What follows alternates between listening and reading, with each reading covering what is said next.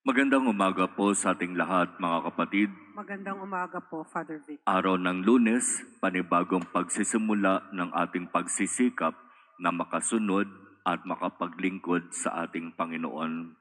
Kapistahan ni na Arkanghel San Miguel, San Gabriel at San Rafael. Mga arkanghel na pangunahing anghel na gumanap ng mahahalagang misyon. At sa kanilang mga pangalan, malalaman natin ang kung ano ang misyon na ipinagkatiwala ng Diyos sa kanila. Si San Miguel, ibig sabihin tagapagtanggol. Si San Gabriel, ibig sabihin tagapagbalita. Si San Rafael, ibig sabihin tagapagpagaling. Mababasa natin sa Biblia ang iba't ibang kwento tungkol sa mga arkanghel na ito. Talagang sila ay ginamit ng Diyos upang ipaabot sa tao ang biyaya. Ang biyaya na kailangan upang ang tao ay patuloy na makapagsikap na makasunod at makapaglingkod sa ating Panginoon. Ang mga anghel at arkanghel ay mga nilikha din ng Diyos.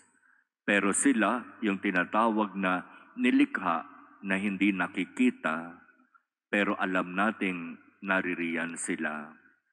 Kaya nga sa ating pagdiriwang ng banal na misa, hingin natin sa Diyos ang biyaya ng tunay na pagkilala sa mga arkanghel na ito. Kilalanin natin sila sa ating buhay, tawagin natin sila sa ating pananalangin, lalo na sa mga pagkakataon na kailangan natin ang kanilang tulong. Si Arkanghel San Miguel ay tawagin natin kapag kailangan natin ng tagapagtanggol, lalo na sa kasamaan, sa dyablo, sa mga tukso ng demonyo. Kapag pakiramdam natin tayo ay tinutukso, tayo ay parabang dinidemonyo, tawagin natin si Arkanghel San Miguel. At naririyan din si Arkanghel San Gabriel, ang anghel na tagapagbalita. Mahalaga ang kanyang misyon, lalo na sa panahon natin ngayon na ang mga balita na kumakalat at naririnig natin o nababasa natin sa iba't ibang social media na mga pamamaraan ay parabang ang hirap paniwalaan kung ito ba'y totoo o hindi. Kay Arkanghel San Gabriel, makakasiguro tayo na ang balita na kanyang ipapahayag ay mula sa Diyos at dahil mula sa Diyos, totoo. Lumapit tayo sa Kanya kung nais nating makilatis at malaman ang mga bali-balita na nagkakalat sa ating paligid. At hingin natin ang Kanyang tulong upang ang tunay na makarating lamang sa ating balita ay ang magandang balita, ang mabuting balita mula sa Diyos.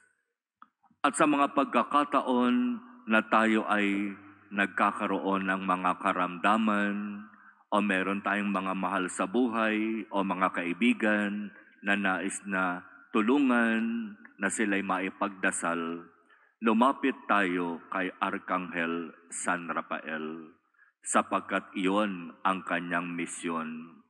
Kung aalamin natin ang kanyang buhay, may mga tao na talagang masasabi natin na tinulungan ni San Rafael para gumaling sa kanilang karamdaman.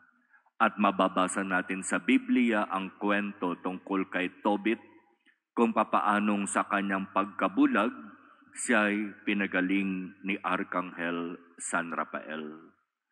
Sila ay mga kaibigan natin, tumutulong sa atin, kaya tawagin natin sila sa mga nasabing pangangailangan. Amen.